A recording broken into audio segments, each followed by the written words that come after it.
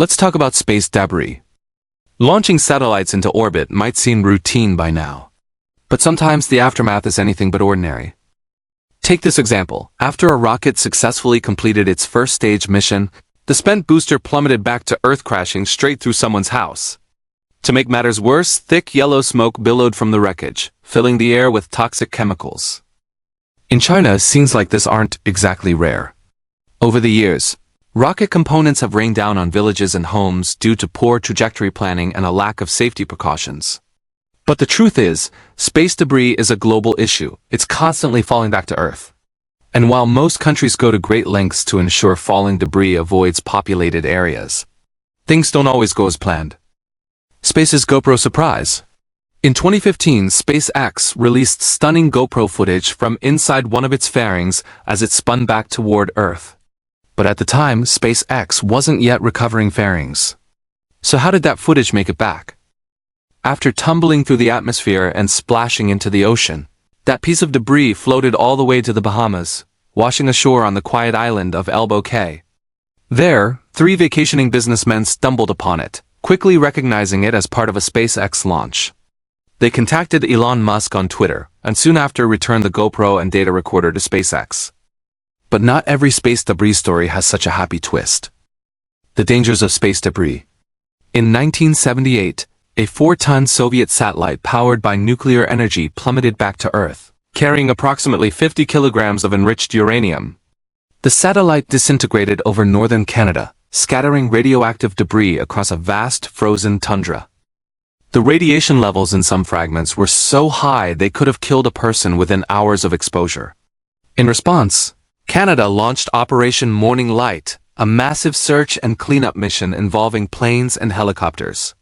Crews braved -40°C temperatures to retrieve every single piece of the satellite. The operation lasted months and cost over $6 million. Canada sent the bill to the Soviet Union. The USSR only paid half. To this day, it remains the only recorded case where one nation filed a formal liability claim against another over falling space junk. Shouldn't it just fall into the ocean? You might be wondering, isn't space debris supposed to land in the ocean? And what happens if a chunk of it crashes on your property? Before we get into that, here's a quick word about Ground News, the sponsor that made this video possible. Created by a former NASA engineer, Ground News lets you compare coverage of global events from over 50,000 news sources. Even better, it shows the political leanings of each outlet. For example, check out this article about yet another Chinese rocket re-entry. You'll see who's reporting on it, how headlines differ by ideology, and which stories are more factually accurate.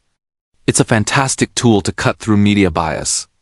Visit ground.news Primal to support independent creators and get unlimited access. How we track space debris. There's no denying it, space debris is a growing threat. Millions of fragments now orbit Earth, from decommissioned satellites down to flecks of paint. Believe it or not, there's also frozen astronaut pee up there. Back in the day, astronauts simply dumped waste outside their spacecraft, before recycling systems were a thing. Luckily, only large objects pose a danger on the ground. Smaller fragments usually burn up during re-entry. To track the larger threats, scientists rely on the Space Surveillance Network, which uses telescopes around the world to catalog debris.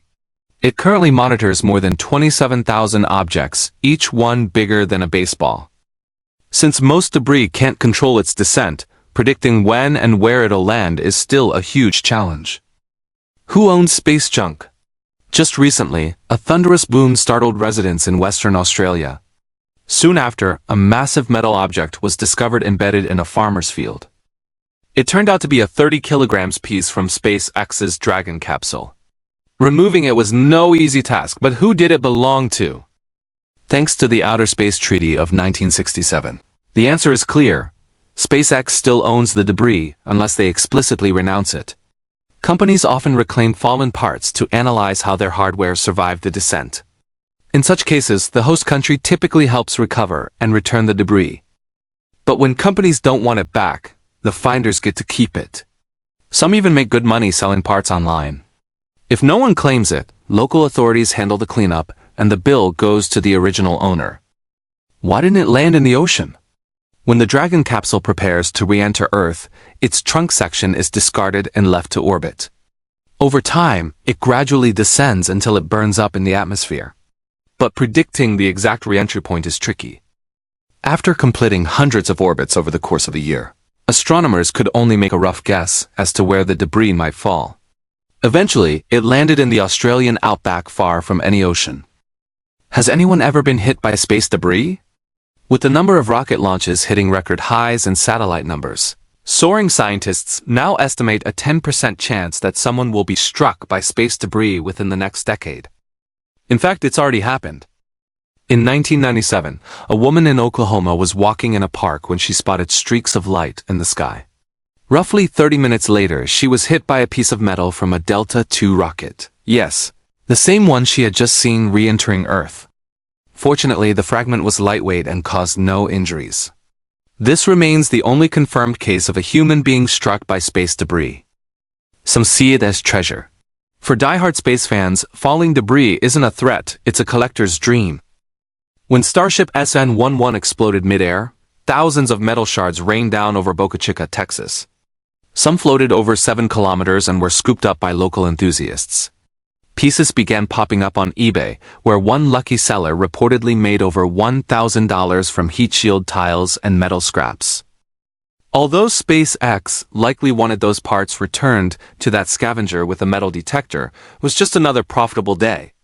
If you enjoyed this deep dive, don't forget to hit like and subscribe. It makes a huge difference for the channel.